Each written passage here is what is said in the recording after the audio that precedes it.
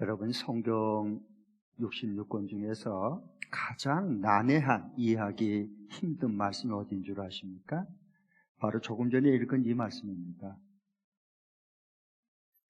아니, 예수님이 배가 고프다고 이 잎만 무성한 무화과 나무를 가까이 가서 보자 찾는 열매가 없으니까 예수님께서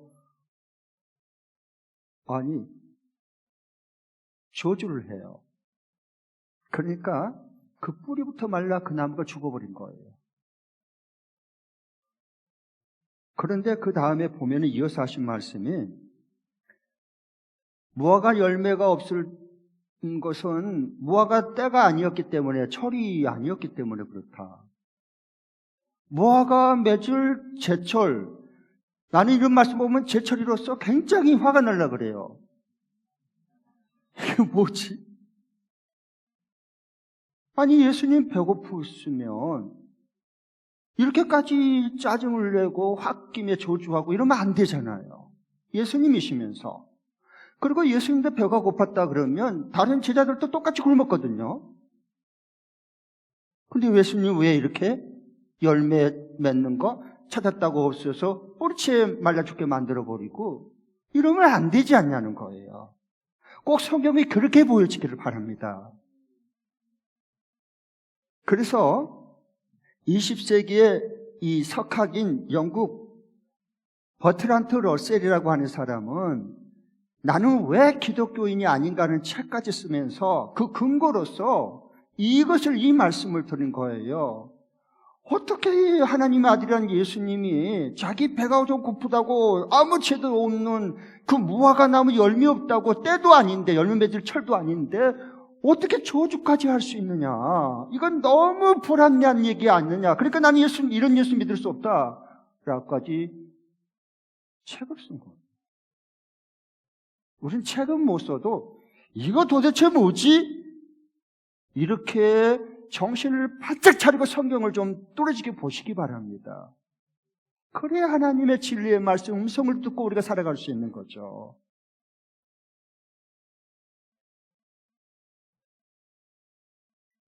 이걸 알려면 예수님께서 왜 무화과 맺을 철도 때도 아닌데도 왜 그 나무를 저주해버렸을까? 그 저자의 의도가 뭘까? 다시 말하면 하나님께서 마가를 통해서 이 마가복음을 기록해서 해서 원독자인 로마의 박해 속에 있는 그리스도인들에게, 원독자들에게 이 말씀을 왜 써서 있게 해서 하나님의 음성을 들려주어서 살렸을까 하는 것을 꼭 염두에 두시기 바랍니다. 이 성경 보는 관점이 눈이 떠져야 성경이 진리의 세계로 우리가 여행을 떠날 수 있고요. 날마다 이 생명의 만나를 먹지 않으면 인생의 삶의 의미가 없어지는 거예요. 그런데 여기 보면 저자로도 하려면 언제나 전후 문맥을 따라서 잘 보면 보이기 시작해요. 그냥 보면 안 보여요. 건성으로 보면요. 세 사건과 샌드위치처럼 시룩돌처럼 겹겹이 쌓여서 연결이 되는 것을 우리가 보게 돼요. 12절부터 보면 14절까지는 열매 없는 무화과 나무를 예수님이 저주한 사건이 나오고요. 이어서 15절부터 19절까지는 예수님께서 예루살렘 성전들에 가서 장사꾼들을 쫓아내고 상을 뒤엎어버리고 성전을 척결하는 사건이 나오고요. 이어서 20절부터는 그 다음날 이른 아침에 가서 보니까 그 저주했던 무화과 나무가 뿌리채 말라 죽었더라라고 하는 말씀과 연결이 되어 있는 거예요. 뭘 하나님이 본래 말씀하려고 이걸 기록해서 있게 했을까요? 그러니까 이 예루살렘 성전 더러운 강도의 소굴이 되어버린 이 예루살렘 성전을 척결하게 하는 것과 이 무화과 나무를 뿌리채 저주해서 말라버리게 하는 것을 뗄래야 뗄 수 없는 것이다라고 보여주는 거예요. 그러면 제가 하느님 말씀을 하나씩 풀어드리겠습니다. 진리의 말씀, 예수님 만날 수 있고 주의 음성 들을 수 있도록 풀어드리겠습니다. 12절을 보십시오. 다 함께 12절 읽겠습니다. 시작. 이튿날 그들이 베다니를 떠나갈 때에 예수께서는 시장하셨다. 네. 이게 예수님께서 너무 배고파고 시장했어요. 이 시장하다는 뜻, 배고프다는 뜻은 페이나오, 배가 많이 굶주린 거예요. 네. 그런데 우리가 이게 예수님이 뭘 음식을 안 드셔가지고, 한 끼 안 드셔가지고, 세 끼 안 드셔가지고, 지금 배가 꼬르꼬르하고 뭐 너무 고프다. 이러니까 성경 말씀이 이게 왜 이 때가 무화과 때가 되지 않는 것을 저주했는지를 도대체 우리가 풀 수가 없는 거예요. 예수님이 시장했다 배고프단 말은 이것은 무슨 뜻이냐면, 우리가 2002년도 대한민국에서 전국을 들썩들썩하게 한 게 뭐예요? 2002년 축구 월드컵 때였죠. 그때에 히든크 감독이 8강전을 앞두고 인터뷰를 했어요. 여러분 기억나요? 그러면서 인터뷰할 때 히든크 감독이 딱 한마디가 뭐였어요? 나는 아직도 배고프다. 그랬어요. 나는 아직도 배고프다. 뭐 새끼니 굶어서 배고픈 거예요? 그 뜻이 뭐예요? 이 히든크 감독이 내가 아직도 배고프단 말은 나는 반드시 4강에 올라가겠다 이거거든요. 열망을 한 게 4강을요. 그 표현을 그렇게 한 거예요. 뭐 밥 3끼니 안 먹어서가 배고프다는 뜻이 아니에요. 그런 것처럼 예수님이 시장하셨다 배고프다 하는 거 뭘 말씀하려고 하는 것일까요? 간절한 바람에 예수님에게는 열망이 불타고 있었다는 걸 표현하는 거예요. 그걸 배고프다라고 말한 거예요. 그러면 저는 이 성경 말씀 볼 때 정말 궁금한 게 많아요. 왜 그러냐 하면 이런 궁금증이 안 생길 수가 없어요. 성경을 주목해서 묵상하고 보면. 그럼 과연 무엇이 예수님을 이처럼 배고프게 만들었을까? 뭐가 도대체? 예수님은 그 배고픈 현실이 뭘까 도대체? 왜 그렇게 목말라고 배고파 굶주렸을까? 갈망하고 열망했을까? 무엇이 도대체? 무엇이 예수님을 굶주리게 이렇게 만들었을까? 시장하게 만들었을까? 먹지 않으면 안 될 정도로의 갈망하면 뭘까 도대체? 이 질문 안 할 수가 없죠.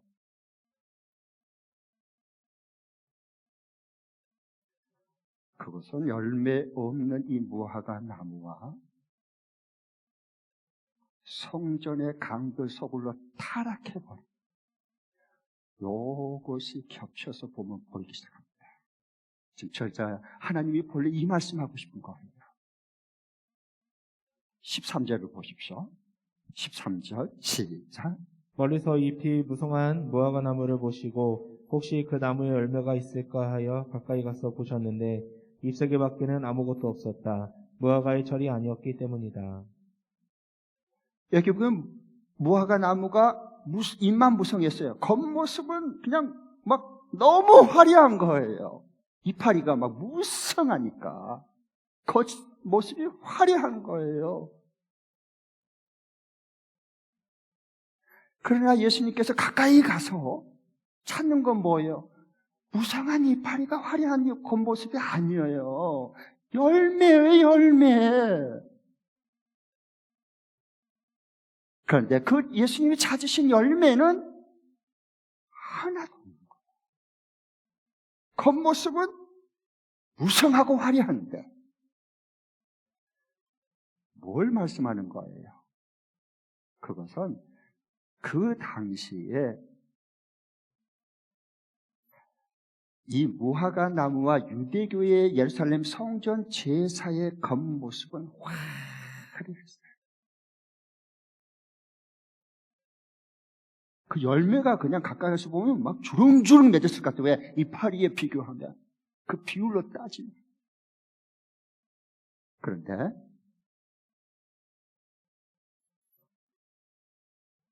예수님이 찾는 그 열매는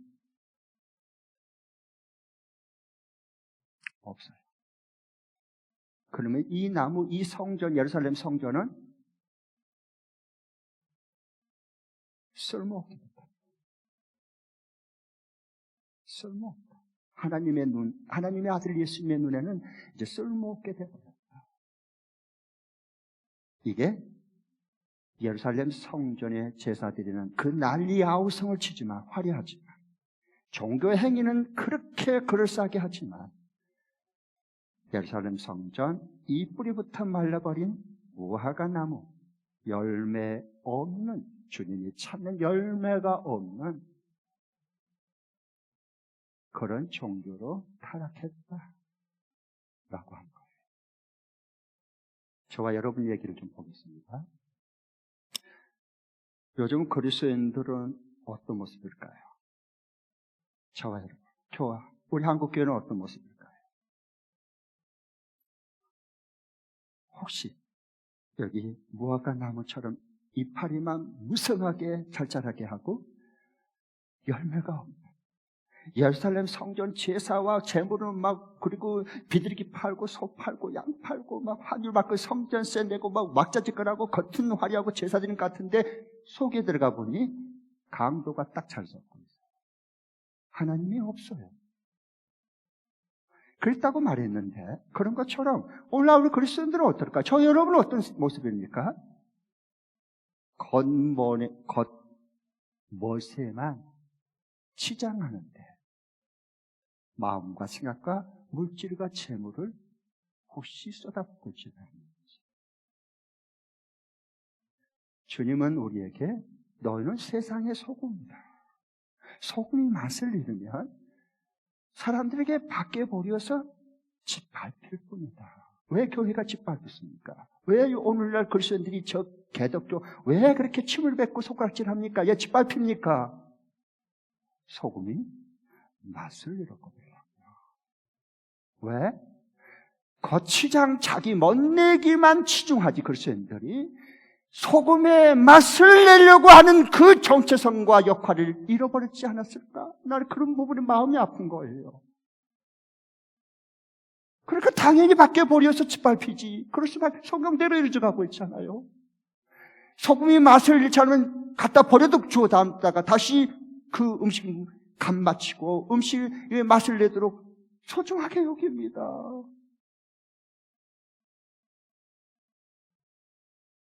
소금이 맛을 내려면 한 가지입니다. 자신이 녹아져야 됩니다. 음식에 들어가서, 국물에 들어가서 자신이 점점 녹아져야 그만큼 맛을 내는 겁니다. 그런데 오늘날 예수 믿는 그리스도인들하고 예수님을 닮아가려고 따라가려고 하지 않고 자꾸 우리는 이 소금의 세상의 일터에서 가정에서 맛을 내려고 하는, 자기를 녹아서 맛을 내는 그것이 하려고 기도하고 추구하는 게 아니라 누가 더 소금덩이가 더 크냐? 자, 야, 네가 더 오래 믿었어? 이 교회에 누가 더 헌신했어? 소금 누가 더 크지? 소금 크기 대결을 하고 있지 않냐? 자기 소금 맛을 내려고 한 게 아니라 다른 사람들에게 돋보이고 인정받기 위해서 소금 키우기만 하고 있지 않냐? 자기 멋을 내려고 하지 소금 맛을 내려고 하는 사람이 점점점 줄어드는 한국교회 현실이지 않을까 하는 거예요.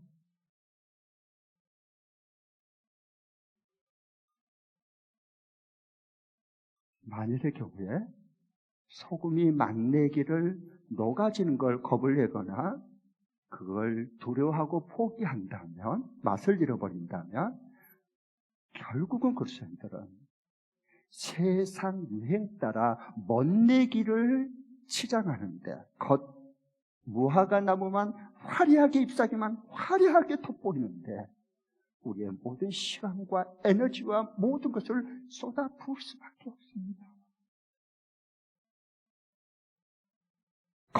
멋내기에 정신 팔릴 수밖에 없어요.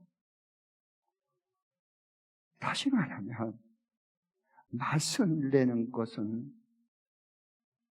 미각이요, 멋을 내는 것은 시각입니다. 우리가 가장 씻기 쉬운 것은 맛은요 절대 혀를 속일 수 없습니다. 어떤 간을 넣고 어때? 좀 맛봐봐. 어우 싱겁다. 조금 더 쳐 소금. 짜다. 좀 물 좀 더 타. 좋아요. 이렇게 하지 않습니까? 혀는 미각은 속이줍니다. 3살짜리 아이도 속일 수 있어요. 그러나 눈은, 먼데는 눈은 얼마든지 속일 수 있어요. 그래서 우리 용어에 이 혀 속임은 없어요. 눈 속임은 언제나 어디다 다 있습니다. 눈을 살짝 속이는 거야. 왜? 나를 멋지게 돋보이기 위해서. 이게 교회 안에까지 들어오면, 예루살렘 성전 안에까지 그게 들어와 버렸어요. 열매 맺지 못한, 맛을 내지 못하는 무화과 나무 타버린 거예요. 이게 그런데도 성경을 보고 이게 남의 얘기라고 봅니까? 예수님 당시에 말했던 역사적인 얘기로 그렇게 들을까요? 그럴 수는 없어요. 저와 여러분의 얘기를 그대로 지금 보여주고 들춰주고 다 말씀해 주신 순간인데 그럴 수는 없어요. 어떻게 하나님 말씀을 건성으로 들려요? 안 들려요. 말도 안 되는 거예요. 내가 하나님 말씀 앞에, 임재 앞에 있지 못하니까 다른 잡념이 생각이 떠오른 거예요. 그럴 수는 없어요. 그리스도의 사람들은. 눈속임을 조심하십시오. 스스로 내가 눈속임 하지 마십시오. 맛을 내는데 우리는 기도하는 거예요. 왜? 내가 녹아져야만 세상에 소금 맛을 낼 수 있기 때문에. 녹아지는 것을 겁내는데 나를 키우려고 주여 소금덩이 더 켜주십시오. 7배로 켜주시옵소서 기도하는데 누구를 위한 기도예요 도대체? 이건 아닙니다. 마귀는 교회에 성경을 왜곡시켜서 진리를 헛되게 믿게 만들도록 눈을 가려버리고 있습니다. 지금은. 성경을 똑바로 보고 성경대로 읽고 성경대로 사는 수밖에 없어요. 그러니까 그리스도인들이 맛있게 소금의 맛을 내는 그 맛있게 사는 것을 경험하지 못하니까 이제는 마귀에 속아서 멋지게만 자꾸 겉만 포장해 가는 거예요. 그럴 수밖에 없지 않겠습니까? 맛을 잃으면 멋이라도 부려야지. 그러면 그렇고 말고. 누가 멋이냐? 그 질문하지 마세요. 교회는 누가 맛을 내고 있는가라고 질문하세요. 본질로 돌아오세요. 누가 과연 우리 목장에, 우리 초원에, 우리 교회에, 우리 일터에서 누가 과연 소금의 맛을 내기 위해서 녹아지고 있는가? 주 뜻 앞에 이걸 물으세요. 이걸 물으시고 이게 기도가 바뀌어져야 우리가 바뀌어지는 거예요. 그래서 정말 주님이 찾는 열매는 없고 겉만 사람들이 보시기에 무상하게 치장해가는 무화과 나무가 점점 되어가고 있지는 않는지 제가 정말 한 주간 동안 말씀 붙들고 많이 울었습니다. 제가 왜? 저 자신도 그런 모습이 보여졌기 때문에. 속빈 강정의 믿음. 속빈 강정의 믿음. 강정은 어때요? 커요. 그 물면 쏙 들어가. 왜? 속이 다 텅텅 비었거든요. 겉으로 보면 굉장히 큰 것처럼 보여요. 이거 딱 되면 요만큼밖에 안 된 걸. 소설가 최인호 씨의 글을 보면 그 글을 보면서 저는 저 심장 폐부를 찌른 것처럼 그렇게 펜이 참 무서워요. 글은 살아있어요.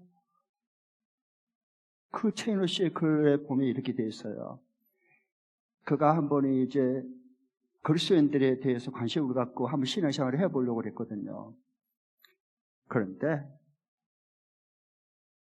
너희는 세상의 소금과 빛이다. 예수님 그렇게 말씀했잖아요. 그래서 기대를 하고 교회 와서 들어와서 보고 깜짝 이 시인이 놀랐어요. 시성의 그 영감이 있잖아. 최인호 씨가 깜짝 교회 안에 들어보고 놀랐습니다. 왜 놀랐느냐? 웬 왕소금들이 이렇게 많은지 전부 왕소금 되려고 하는 거야.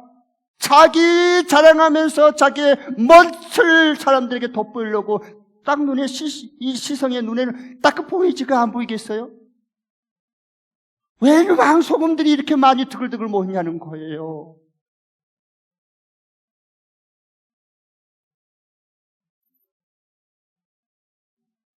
소금인 그리스도인들이 내가 녹아지려고 하는 모습을 보고 싶어서 왔는데, 교회에 왔는데 맛을 내려고 하지 않고 자기 몸만 드러내려고 하는 폼지 않는 그리스도인들. 그래서 실망한 거예요. 영혼 구원이 안 된 이유가 있어요, 여러분. 세상에 거짓말을 해도 사람들은 따라오는데 사람을 살리는 영원한 진리 생명의 복음 부활의 복음을 전하는데 왜 그들이 우리를 믿고 따라오지 않겠습니까? 마딜은 소금이 혹시 들어가지 않는지. 여러분, 어쩌다가 예루살렘 성전이 이 겉만 화려하게 되고 그 속에 텅 빈 이 열매가 없는 주님 찬에 이런 무화과나무 꼴이 되어버려 이 지경이 되어버렸을까? 나는 그것도 굉장히 궁금한 거예요. 그래야지 어떻게 다시 회복할 수가 그게 처방이 나올 거 아니에요. 왜 이렇게 되어버렸을까? 처음에는 그러지 않았는데 어쩌다가 이거 무화과나무 예루살렘 성전이 이렇게 강도의 속으로 썩어버렸을까? 왜 이렇게 됐을까? 그건 13절인데요. 13절 맨 마지막에 한번 보겠습니다. 가까이 가서 보셨는데 그 다음에 잎사귀 밖에는 시작. 잎사귀 밖에는 아무것도 없었다. 무화과 철이 아니기 때문이다. 이제 이거예요. 무화과 열매 맺는 때가 아직 아니었기 때문이라고 말을 하는 거예요, 여기에요. 왜 무화과 나무가 잎만 무성하고 열매가 없었느냐 지금 찾는 거. 아직 무화과 열매 맺을 때가 철이 안 됐기 때문이다. 라고 말씀하잖아요. 이것도 뭐지? 당연하지. 무화과 열매 맺을 때가 아닌데 그러면 그 무화과 그럼 열매 못 맺지. 안 맺은 게 당연하지. 어떻게 그걸 저주를 해? 말도 안 되는 소리지. 이거 무슨 얘기야, 이거 도대체. 이럴 수는 없잖아요. 이렇게 불합리할 수는 없잖아요. 어떻게 하나님 아들 진리신 예수님이 무화과 때도 아닌데 그 열매 있나 보고 간 것도 이상하지. 척 보면 착이지. 똥이 된장인지 그거 몰라? 하나님의 아들이? 그리고 또 찾아봤더니 또 열매가 없대. 그리고 저주까지 했대. 이것도 뭐야, 이건 도대체. 이거 도대체 너무 헷갈리잖아요. 자, 두 가지를 봐야 돼요. 여기서요. 두 가지 부분을 얘기하는데, 그러면 다 풀려요. 먼저, 이 열매 때가 아직 안 돼서 저주했단 말은 첫 열매, 팔레스틴의 무화과 나무는 많아요. 이 이스라엘 백성, 이스라엘의 핵심 중심은 예루살렘 성전이거든요. 그걸 상징하는 거잖아요. 그런데 이 첫 열매가 맺는 것을 파게라 그래. 그 무화과 나무 열매를 파게, 히브리어로 파게, 쉬게라고도 할 때가 있어요. 파게라고. 근데 이걸 열매는 아주 처음 열매 맺는데 작고 맛도 없어, 나탱이도 없는 거예요. 그런데 그 다음에 뜨거운 여름이 되고 11월까지 맺은 것은요, 크고 달아. 아주 무화과 진짜 달잖아. 잘 익은 거. 쩍버린 거 먹으면 너무 맛있잖아요. 그것을 파게라 그러지 않고요. 이때 맺은 것은 그 이름 자체가 달라요. 테나라 그런 거예요. 파게가 아니라 테나라고 그래. 그 열매를 구분 지어요. 그래서 여기에서 말한 것은 뭐냐 하면 이런 얘기예요. 첫 열매 무화과 주님이 찾는 그 파게 첫 열매, 처음 작은 열매 맺지 못한 것은 이 다음에 여름에 크게 맺고 다른 해나도 못 맺는다, 그 얘기예요. 그러니까 우리 속담에 하는 말이 들성 부른 나무는 뭐부터 알아본다? 떡잎부터 알아본다. 그 얘기가 그 말씀입니다. 파게 첫 열매를 못 맺은 것은 나중에 큰 태나 풍성한 단 열매도 못 맺는다, 그 말이에요. 그러니까 여기에 때가 되지 않았단 말은 뭐예요? 태나의 이 풍성하게 맺을, 여름에 맺을 그 때가 아직 안 됐다는 거예요. 그러나 이미 이게 파게 열매, 작은 열매는 맺었어야지. 그런 뜻이었고요. 더 중요한 게 있어요, 저자유도. 이걸 왜 이렇게 아직 때가 되지 않았다, 무화과 열매 때가 아직 안 됐다라고 하는 것을 왜 기록했을까 하는 게 중요한 거예요. 하나님이 원래 무슨 메시지를 전하고 싶었을까 하는 거예요. 그것은 성경의 이 화법을 이해를 잘못했기 때문에 그래요. 우리가 대부분 그래서 화가 난 거예요. 어떻게 이럴 수가 있어? 이런 거예요. 전부 다. 성경의 화법을 우리가 기본적으로 이해 자체가 안 됐기 때문에 그렇게 보는 거예요. 다시 말하면 무화과 철, 이 때, 한때 이 무화과 철, 이건 뭘 말하냐면요, 여름에 우리가 여름 휴가 가지고 다 둘러산으로 다 모두 휴가철에 다 바다로 다 모이잖아요. 그러면 거기에 장사하는 사람들이 메뚜기도 한철이다. 그래, 그 여름에 한철 휴가에 얻은 걸로 1년 먹고 살거든요. 그래서 메뚜기도 한철 한때다. 그런 게 아니라는 거예요.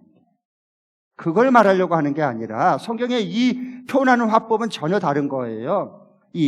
여기에 이 무화과 때 카이로스라고 하는 히브리어를 쓰는데, 이것은요 마태복음 1장 15절에 나오는 하나님의 때가 찼다. 요 때, 하나님이 파입하고 들어오는 결정적인 때, 카이로스, 전혀 새로운 시간, 24시간 이거 흘러가는 시간, 이건 크로노스고, 이건 아니고 카이로스, 아니 파입하고 새롭게 일을 만들려고 할 때 창조를 만든 결정적인 때, 새로운 때, 이겁니다. 그래서 때가 찼고 하는 날 가까웠으니 회개하고 복음을 믿으라. 이게 주님과 함께 더불어 이 역사 속에 들어온 하나님 나라 시작되는 결정적인 때가 카이로스입니다. 지금 그 카이로스를 쓰는 거예요. 그러니까 가령 예를 들면 이런 거예요. 외국인들하고 이제 얘기를 해보면 외국에 있다가 우리 문화와 언어에 대해서 굉장히 충격을 받아요. 그 중에 하나가 뭐냐면 이런 거예요. 외국인들이 한국 간판을 보고요, 진짜 충격받습니다. 뭘 이제 충격을 받냐 하면 이런 거예요. 간판을 보면 할머니 뼈다귀 감자탕, 할머니 뼈다귀 감자탕집. 우리는요 이게 이해가 되는데요, 외국 사람 거 오면요 이거 충격받아 버립니다. 완전히. 한국 사람들은 할머니를 죽여서 잡아서 뼈다귀까지 국물로 우려서 감자탕을 만들었는데 저걸 먹나? 어머 세상에, 이럴 수 없어. 식인종인가? 이렇지. 문학 충격이요 그게요. 근데 그런 뜻이 아니잖아요. 우리 한국 사람 정서는 다 알잖아요. 예, 할머니 뼈다귀 감자탕집이란 게 뭐예요? 할머니의 옛날에 그 손주를 먹이는 그 정성스러운 손맛이 들어가는 뼈다귀를 우려내서 감자탕으로 만들어내는 진짜 맛있는 음식이다. 그걸 표현하는 거예요. 그러니까 똑같은 거예요. 여기에 보면은 이렇게 말씀해요. 여기에 보면 무화과 때가 되지 않았다는 뜻은 유대교의 성전의 역할이 끝났다 하는 것. 종식을 선언하는 무서운 경고의 메시지입니다. 지금 그걸 저자는 하나님께서 말씀하고 싶은 거예요. 그 시대에 이 무화과 나무 열매 없는 때가 이미 지나버리고 때가 되지도 않는 이런 것 나무가 말라 비틀어져 버린 것처럼 이제 유대교의 이 예루살렘 성전은 강도의 소굴이 됐기 때문에 아무리 제사를 들어가면 소를 바치고 양을 바치고 무슨 성전세를 내도 이미 예루살렘 성전의 기능과 역할은 끝났다라는 선언이에요. 하나님의 아들의 선언. 왜? 왜 그럴까요? 왜 그럴까요? 주님 보실 때 그것은 굶주린 백성들의 진리의 하늘 양식에 굶주려 있는 자기 백성들을 먹일 열매 하나 없는 무화과 나무처럼 성전이 되어버렸기 때문에 끝났다는 겁니다. 그 모든 역할과 그런 것은 이제 끝났다라고 선언하는 거예요. 11절을 보십시오. 그래서 성경은 오늘 12절 바로 직전에 연결해서 이와 같이 먼저 설명을 하고 12절로 연결을 시킵니다. 11절 읽겠습니다. 시작. 예수께서 예루살렘에 이르러 성전에 들어가셨다. 그는 거기서 모든 것을 둘러보신 뒤에 날이 이미 저물었으므로 12제자와 함께 베단 위로 나가셨다. 네, 예수께서 예루살렘으로 들어가 성전으로 들어가셨어요. 들어가서 뭐예요? 건성으로 보지 않고 다 일일이 다 둘러봐서 자세히 다 살피고 점검했어요. 진단 결과 12절과 연결이 되는 거예요. 아셨죠? 그걸 연결시키는데 그는 예수님께서는 거기서 모든 것을 둘러보신 뒤에 그 다음이 중요해요. 날이 이미 저물었으므로. 이게 해가 넘어가서 어두워졌다 그런 얘기가 아니고 성경은 이미 이 예루살렘의 성전의 제사의 종교는 날이 이미 저물어서 기울어져 버렸다. 끝났다는 겁니다. 그러면서 연결시키는 거예요. 이쯤 되면 이미 끝나는 거예요. 그래서 14절 예수님은 재판장으로서 심판주로서 판결을 내립니다. 최종 판결, 확정 판결입니다. 14절 읽겠습니다. 시작. 예수께서 그 나무에게 말씀하셨다. 이제부터 영원히 내게서 열매를 따먹을 사람이 없을 것이다. 제자들이 예수께서 말씀하시는 것을 들었다. 재판장이신 예수님의 눈에 이제 최종 판결을 하는데 망치를 가지고 자, 이제 최종 판결합니다. 이거 말한 거예요. 14절입니다.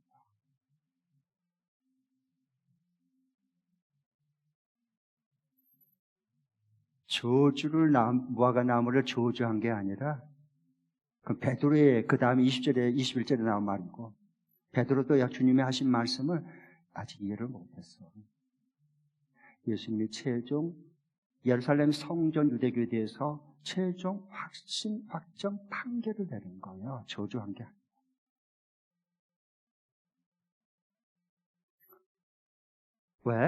왜 최종 이 종교를 선언 판결을 했을까?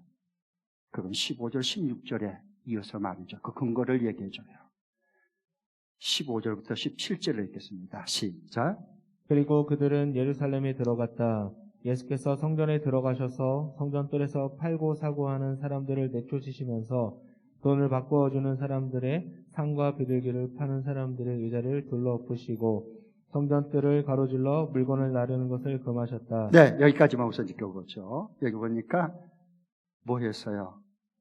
성전 뜰에서 막 제사 드리고 소양 막 비둘기 팔고 사고 그다음 이게 전부 다 뭐 대제사장과 다 뇌물 연결이 돼 있거든요.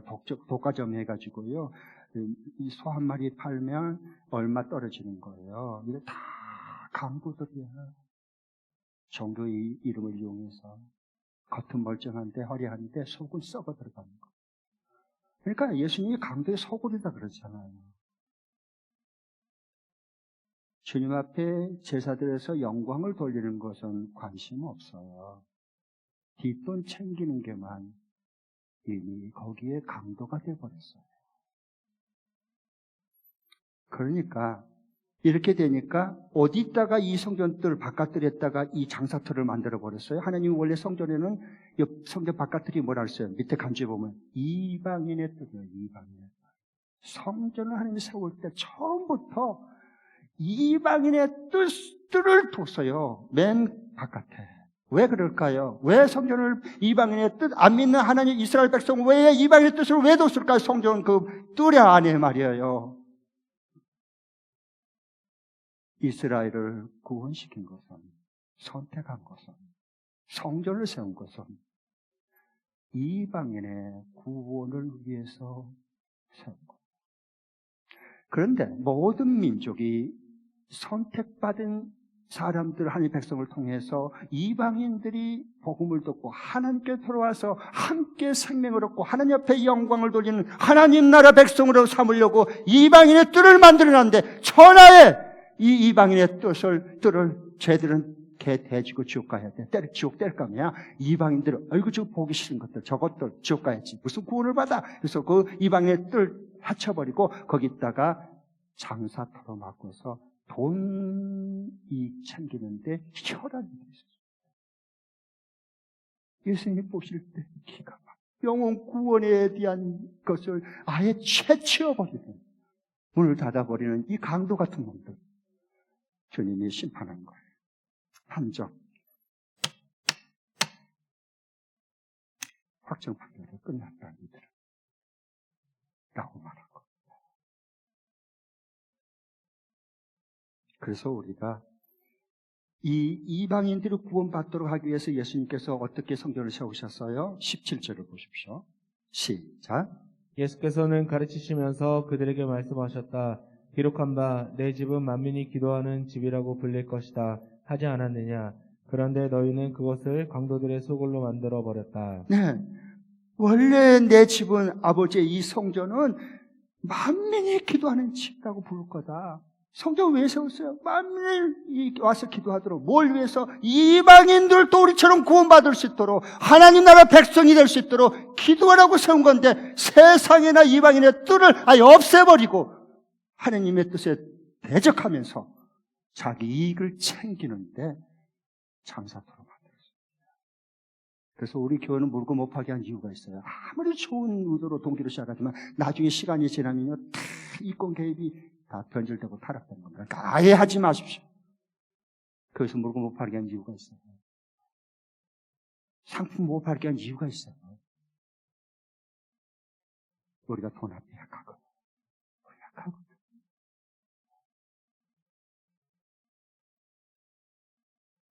그래서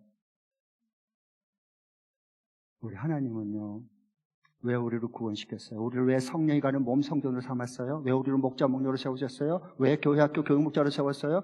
여러분, 왜 우리를 구원시켰어요? 간단해요.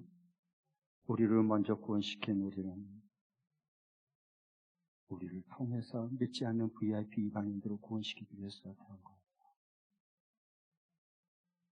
더도 하고 덜도 하네요. 이걸 잃어버린 걸 변질되고 타락했다라고. 왜? 우리 하나님은 죽어가는 한 영혼이라도 구원하기 위해서 하나님의 아들, 사랑하는 의 아들 이 땅에 보내셨고, 예수님이 죄를 구원하기 위해서 이 땅에 오셨고, 그리고 십자가의 표를 죽고 부활하셔서 성령을 보내주시고 교회를 세우셨거든요. 그래서 우리 신약 가정교회를 하지 않습니까? 목장은 왜 하는 거예요 도대체? 우리 하나님의 소원 보십시오. 디모데후서 2장 4절 말씀 PPT 띄워주시죠. PPT, 네, 다 함께 읽겠습니다. 시작. 하나님께서는 모든 사람이 다 구원을 얻고 진리를 알게 되시기를 원하십니다. 네, 다시 한 번 더. 하나님께서는 모든 사람이 다 구원을 얻고 진리를 알게 되시기를 원하십니다. 하나님께서 불타는 소원은 뭐냐? 모든 사람이 다 구원받는 거예요. 왜 나만 딸랑, 난 사람 딸랑 구원받는 거, 이거 아니에요. 왜 우리를 구원시켰어요? 죄는 다른 사람을 우리를 통해서 구원하시는 거. VIP를 구원하고 생명을 얻게 하려고.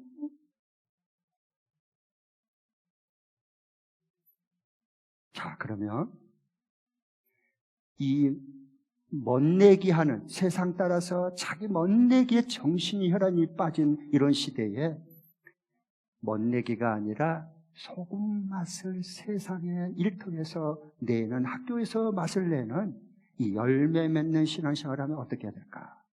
이번 주간에 적용할 말씀 드리겠습니다. PPT 띄워주시죠. 두 번 읽겠습니다. 시작. 아무리 바쁘고 피곤해도 주님 함께하는 목장 모임에 딱 달라붙어 있는다. 다 함께 한 번 더. 아무리 바쁘고 피곤해도 주님 함께하는 목장 모임에 딱 달라붙어 있는다. 네, 이거예요. 목장 모임에 주의 이름으로 모이는 곳이 주님이 함께하는데 그 가정교회 목장 모임에 딱 달라붙어 있어야 돼. 아무리 바쁘고 아무리 피곤해도. 그러면 돼요. 맛을 내고 그러면 열매를 맺게 돼 있어요. 혹시 이 가운데 코로나 핑계대고 너무 바쁘다고 그 다음에 또 이참에 그냥 아이고 잘됐다 하면 빠지자 이러고 계속 빠지다 보니까 지금 빠지지 3개월이 지난 사람 이 가운데 있을 거예요. 분명히 있습니다. 주일 예배만 드리고 목장 오는데 안 갈래. 이런 족속들이 있어요. 이 가운데요. 아유 깜짝이야. 괜찮아요. 오늘부터 잘하면 되니까. 네. 이렇게 개인 속사정이 있어서 그동안 못 참여하신 분은 금주부터 꼭 기도하고 주님이 꿈꾸는 목장에 가서 주의 이름으로 모여서 삶을 나누고 말씀 정연걸 나누고 내 VIP 상태를 나누고 같이 서로를 위해서 간절히 기도하고 그래서 만민이 기도하는 집으로 회복해야지. 뭘 위해서? 이방인의 구원을 위해서 만민을 위해서 기도하는 이 말씀대로 우리 삶 중에 약속 속에 일어나야 되지 않겠어요? 하나님 말씀 살아있고 운동력이 있는데 그럴 때 하나님께서 역사가 우리가 친히 경험하게도 그 하나님을 만나게 되죠. 열매 맺는 거 우리가 맨날 놀아가고 힘쓴다고 열매 안 맺어져요. 여러분 생각해 보세요. 자녀들도 마찬가지고 그런다고 열매 맺으면 진즉 맺었지. 내 가지가 스스로 힘써가지고 열매를 어떻게 맺어요? 더 메말라가지. 그러면 열매 맺는 가지는 뭐예요? 그냥 어떤 일이 있어도 가뭄이 오나 태풍이 오나 홍수가 쏟아지고 난리가 뒤집어져도요. 원줄기 예수님에게 죄로 모이는 그냥 교회 죄에 보이는 몸뚱아리가 뭐예요? 예수님의 보이는 몸뚱아리. 예수님이 세운 교회, 가정교회, 거기에 가지가 딱 달라붙어 있어요. 누가 뭐라래? 누가 뭐라래? 그럼 예수님의 생명이 나이를 통해서 흘러 넘치는 거예요. 네. 그래서 올해 가정교회 하지. 뭐하러 하겠어요? 이 바쁜데 피곤할 때. 요한복음 5장 15장 4절 5절 핍디 띄워주시죠. 한번 읽겠습니다. 시작.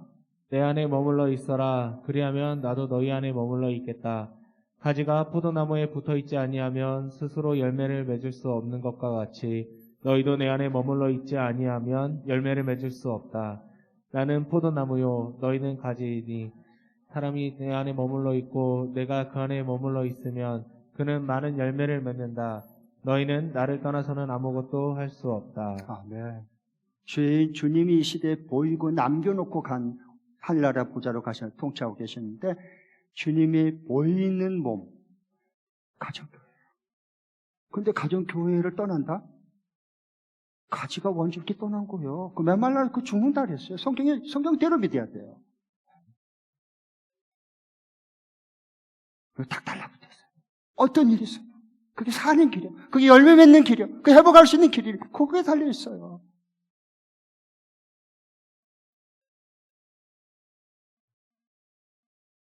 혹시 이 가운데 목자분들 수고하지만 코로나 핑계대고 목자 모임 안 하고 폐쇄시킨 사람들 회개하고 주의 몸된 교회를 파괴시킨 거예요. 회개하고 다시 시작하시면 돼요. 괜찮아요. 하나님 또 긍휼히 여기시고 성령을 부어주세요. 다시 시작하면 돼요. 괜찮아요.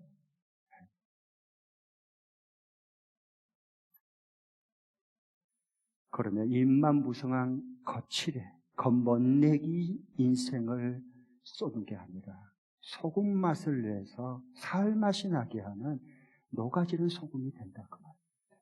그런 소금을 누가 그럴 수 있는 그런 교회를 누가 세상 사람들이 싫어하겠고 미워하겠습니까? 그렇게 되면 어떤 일수도 목장 주님의 몸된 교회의 몸에 딱 달라붙어 있으면 하나님이 멋내기 세상에서 세상에 맛내는 소금이 되게 줄 거예요. 그런데 이 두 가지 열매를 맺게 만듭니다. 가족교를 통해서. 첫 번째는 영혼 구원의 열매, 예수님이 하셨던 그 사역을 똑같이 할 수 있도록 성령의 은사를 우리 각자에게 그 성령의 은사를 준 거예요. 다른 것 하라고 다른 짓 하라고 성령 은사 준 거 아니에요. 예수님이 하셨던 바로 영혼을 구원하기 위해서 죄를 구원하러 이 세상에 오셨고 죄를 구원하기 십자가에 죽으셨고 죄를 구원하기 위해서 확증하기 위해서 부활하셨고 죄를 구원하기 위해서 제자 삼으라고 성령을 보내서 보이는 교회 몸뚱아리 주님 자신의 몸뚱아리를 거룩하게 저와 여러분을 세워주신 거예요. 거기에 집중. 그래서 성령의 은사를 준 거예요. 왜? 전대의 열매를 맺을 수 있는 기쁨을 맛보도록. 두 번째로는 영혼 구원의 열매를 맺고 그리고 내적인 성령의 열매를 맺게 하는 거예요. 전도의 열매, 성경은 성령의 열매밖에 없어요. 다른 건 다 인간이 만들어내고 갖다 붙인 거예요. 아니요.